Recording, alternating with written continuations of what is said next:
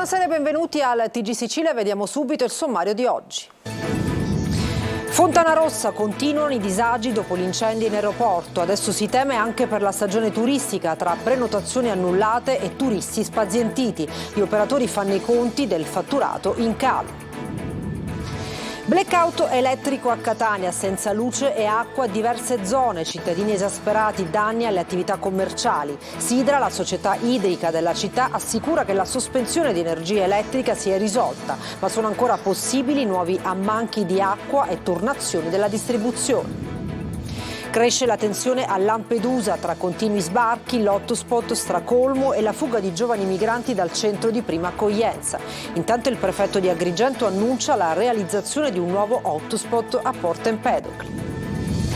Strade e scuole negate ai disabili. A Palermo interviene la ministra Lucarelli. Con i fondi del PNRR adegueremo gli edifici pubblici, ma serve maggiore impegno per abbattere le barriere architettoniche.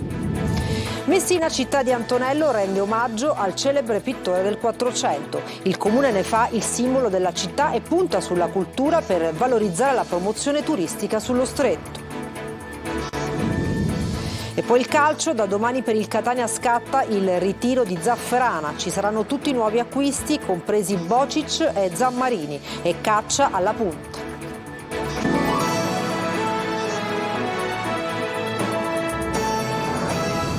Buonasera dal TG Sicilia, lo avete sentito, ancora disagi a 6 giorni dall'incendio del terminal di Fontanarossa. Preoccupazioni per la stagione turistica al via proprio in questi giorni e le agenzie di viaggio cominciano a contare i danni per partenze e arrivi mancati. Simona Mazzoni.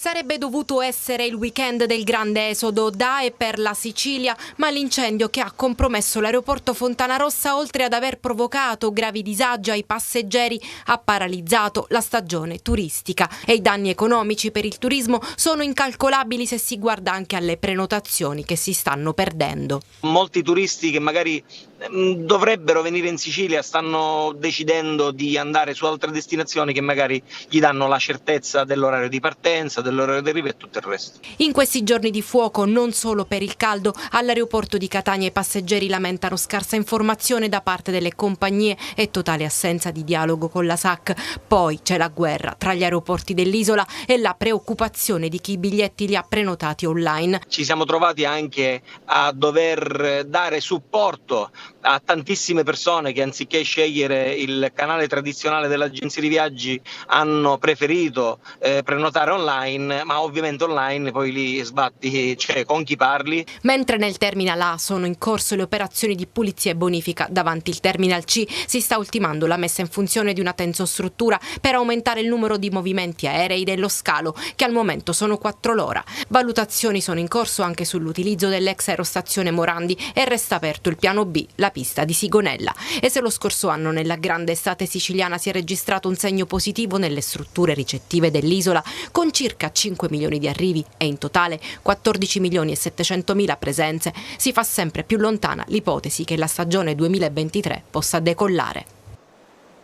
Incendi in Sicilia e roghi divampano senza sosta. Più di 100 le richieste di intervento arrivate nelle ultime ore alla sala operativa del Corpo Forestale a Palermo. Paura a Caltanissetta. Come vedete, le fiamme si estendono lungo tutta la vallata fino al villaggio Santa Barbara. I vigili del fuoco hanno sgomberato diversi residenti della zona. Una nube nera avvolge il centro della città.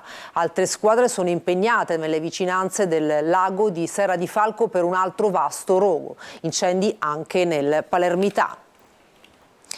E a Catania i consumi straordinari di energia elettrica dovuti al gran caldo fino a 45 gradi oggi hanno provocato continui distacchi degli impianti, causando numerosi blackout in diversi quartieri. I cittadini esasperati sono costretti a fare i conti anche con i problemi legati all'erogazione a singhiozzo dell'acqua. Emanuela Corsi. Nel 2023 rimanere senza luce e senza acqua per così tanti giorni non credo sia una cosa normale. Senza luce né acqua corrente. In questi alloggi popolari di Via Maltese a Catania ci sono circa 160 famiglie che da giorni vivono in condizioni disumane a causa dei continui distacchi di corrente elettrica che perdurano anche per 14 ore. È una situazione insostenibile, ma anche a livello proprio fisico, perché c'è gente che non riesce più a sostenersi. Qui ci sono bambini, anziani, animali domestici, persone affette da patologie. Io ho un padre che ha 84 anni che si è sentito male perché gli è scesa la pressione a 38, quindi mio figlio è un bambino operato. I consumi straordinari di energia elettrica a causa del grande caldo stanno mandando in tilt le cabine elettriche della città e di conseguenza creano danni ai sistemi di rete idrica, lasciando non solo al buio ma anche a secco interi quartieri. Anche in Viale Mario Rapisardi la situazione non cambia. Noi stasera probabilmente con un gruppo scenderemo in Piazza Duomo perché questa situazione è incresciosa. Gli esercenti lamentano gravi danni economici, molte preparazioni vengono buttate. Tutte torte preparate nella mattinata, quindi torte abbattute a -20, 8 ore, 10 ore, 12 ore senza luce, immaginate un po' cosa è successo. In questo bar i clienti seduti ai tavolini sono rimasti improvvisamente al buio. A nulla valgono le segnalazioni all'Enel che, come ci raccontano, non dà comunicazione circa l'interruzione di corrente elettrica. Già lo sapevano e non ci hanno comunicato niente, quindi bastava comunicarci che dalle alle del giorno X ci sarebbero stati degli stacchi e noi sicuramente non avremmo avuto queste grossissime perdite che nessuno, e dico nessuno, ci rimborserà mai. Nei giorni scorsi l'assenza di luce e acqua ha comportato la chiusura anche degli stabilimenti balneari della Playa, impossibilitati ad erogare servizi. Disagi anche nei presidi ospedalieri catanesi, Cannizzaro e Garibaldi, che fronteggiano l'emergenza razionando il consumo di energia e utilizzando gruppi elettrogeni a supporto. E nel pomeriggio la Sidra, la società che gestisce la rete idrica di Catania, ha comunicato che la sospensione di energia elettrica si è risolta. Tuttavia, fa sapere la società, rimangono circostanziati problemi che potranno provocare nuovi ammanchi e turnazioni delle forniture di acqua. E anche i blackout di Catania sono stati segnalati dai telespettatori. Continuate a segnalarci i disservizi e le vostre denunce al numero 342 74 55 005. Ditelo al vostro TG, ci occuperemo dei vostri WhatsApp H24. Raffiche di sbarchi anche oggi a Lampedusa, momenti di ulteriore tensione sull'isola per la fuga di alcuni giovani dal centro di accoglienza ormai stracolmo. Stasera i migranti sono 2000. Il prefetto promette in autunno un nuovo hotspot a Porto Empedocle. Davide Sarto. Sale la tensione a Lampedusa tra continui sbarchi, hotspot pieno di persone e fuga di giovani migranti dal centro di prima accoglienza per poi rendersi protagonisti di episodi di violenza in alcune vie principali dell'isola che hanno fatto infuriare i residenti. 11 migranti minorenni sono riusciti a scappare dall'hotspot e avrebbero danneggiato un'autovettura posteggiata in via Roma. Il gruppo avrebbe tentato anche di rubare all'interno del furgone di un corriere. Tutti sono stati rintracciati e riportati al centro di prima accoglienza. I due episodi di fuga hanno già scatenato numerose polemiche, appesantendo ancora di più l'aria di per sé tesa di queste settimane. Qualcuno, pur ammettendo che non sono fatti frequenti, sostiene già di aver paura a uscire la sera. Sulla vicenda è intervenuto il prefetto di Agrigento Filippo Romano, il quale ha assicurato che entro mercoledì tutti i minorenni saranno portati via dall'hotspot, struttura che dovrebbe essere riportata ai numeri consueti entro la fine della prossima settimana, salvo altri eventi eccezionali. Inoltre il prefetto Romano ha dichiarato che fra ottobre e novembre prossimi, sotto il caos, nell'ultima porzione dell'area portuale di Porto Empedocle, nascerà un nuovo hotspot che potrà ospitare 250 persone.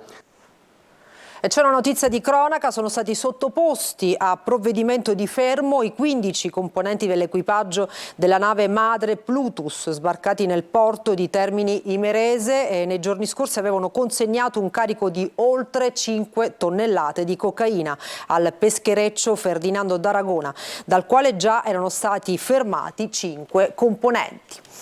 Parliamo di un grave incidente stradale ad Altavilla Milice in provincia di Palermo. Una donna di 67 anni, Giuseppa Scaletta, è stata investita da un giovane in moto mentre attraversava la strada in una zona dove arrivano i pullman. Trasportata in ospedale, è morta poco dopo. Il motociclista è indagato per omicidio stradale.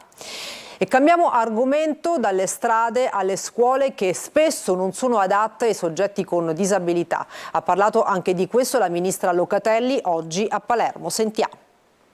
Scuole e strade spesso in Sicilia non idonee a soggetti disabili, un tema sempre attuale soprattutto in città come a Palermo e Catania. Strade che sono dei veri e propri percorsi a ostacoli per i disabili, e poi ci sono le scuole, il più delle volte carenti sui servizi da offrire alle persone con disabilità.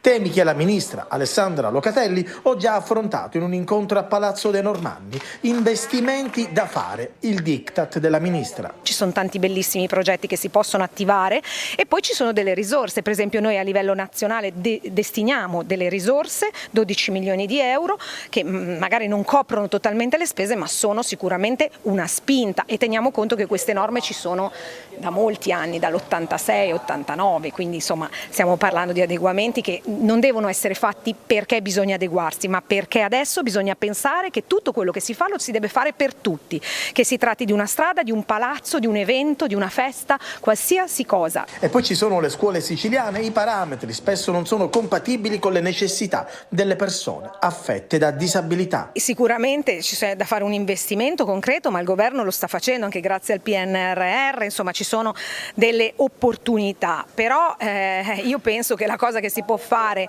per il futuro davvero è quella di immaginare di investire di più.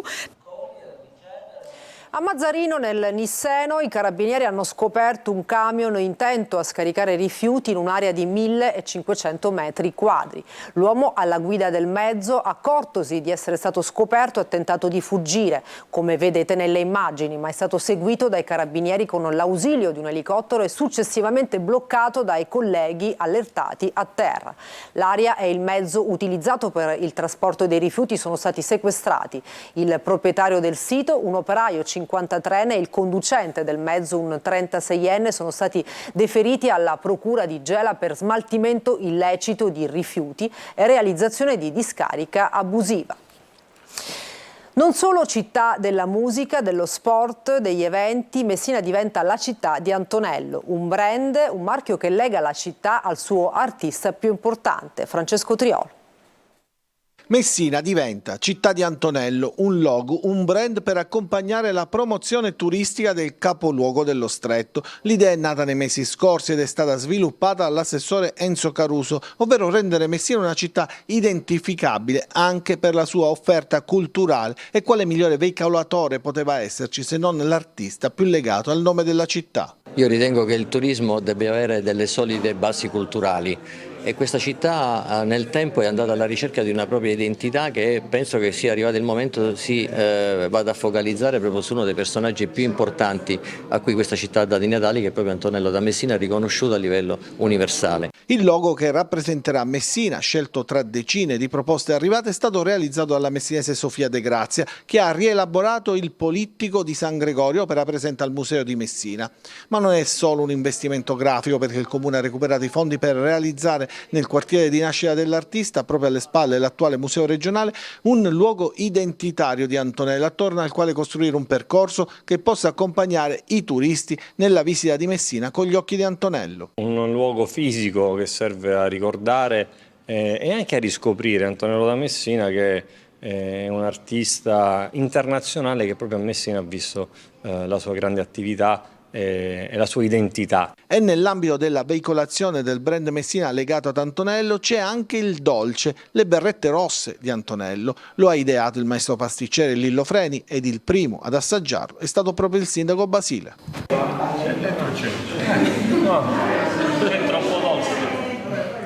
Il nuovo pop napoletano di Geolier, protagonista alla Villa Bellini di un nuovo appuntamento del Catania Summer Fest. Dopo i disordini del concerto di Palermo, il capoluogo etneo ha riconciliato il rapper da miliardi di streaming con il suo pubblico siciliano. Eva Spampinato.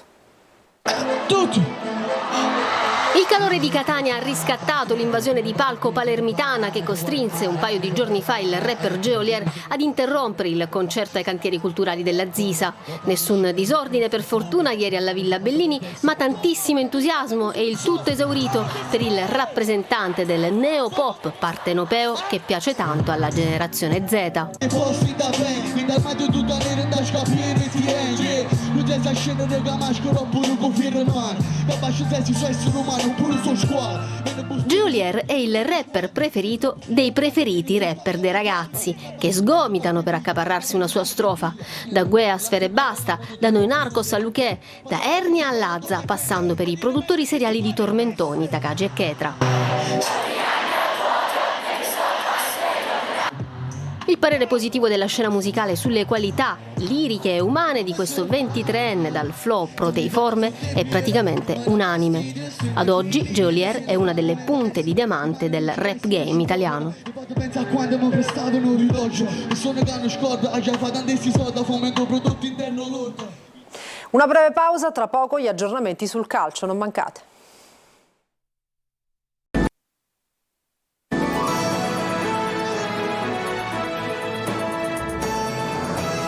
Bentornati al TG Sicilia, siamo al calcio. Il Catania di Tabbiani, ieri presentato alla stampa i nastri di partenza della nuova stagione. Da domani scatta il ritiro di Zafferana, ci saranno tutti i nuovi acquisti, compresi Bocic e Zammarini, e caccia alla punta. Marco Carli. Michele Rocca e Antonio Mazzotta, due nuovi acquisti già da qualche giorno in città e ufficializzati dal Catania. Sono fra i giocatori che parteciperanno al ritiro di Zafferana da domenica con Tabbiani. Michele Rocca, scuola Inter, esordito in A con la Sampdoria in Serie C, ha vissuto 4 stagioni conquistando sempre l'accesso ai playoff. Nel 2018 con la Feralpi Salò, poi 2 stagioni a Foggia, nel 2023 a Novara. È una piazza importante, questo lo sanno tutti, ma poi soprattutto perché la filosofia della società e l'ambizione della società rispecchiavano quello che stavo cercando. Mi piace fare un po' tutto, sia fase offensiva sia fase difensiva. Per Mazzotta invece si tratta di un ritorno, ha giocato in B col Catania, in A con Cesena e Pescara, poi a Crotone ha ottenuto la promozione in massima serie. Sono veramente felicissimo di tornare a Catania, non vedo l'ora di iniziare questo ritiro. Con tanti stimoli, con una società ambiziosa e niente, non vediamo l'ora di iniziare questo campionato. In ritiro ci saranno anche gli attaccanti Gabriel Popovic e Milos Bocic, oltre al centrocampista Roberto Zammarini. Ci mancano ancora 5 giocatori, di cui un portiere, 2 difensori, una punta centrale e strada facendo penso pure un esterno d'attacco. La valutazione che stiamo facendo su questi giocatori, la riflessione, perché non vogliamo sbagliare, quindi stiamo facendo delle valutazioni su tanti difensori e dei portieri. Penso che fra una settimana la squadra sarà allestita. È morto Santo Isaia, collaboratore storico di Antena Sicilia e Telecolor, Radio Telecolor e Publi Più. Ai familiari le condoglianze di tutto il personale delle nostre emittenti. E con questa notizia ci fermiamo, grazie per l'attenzione e buona serata.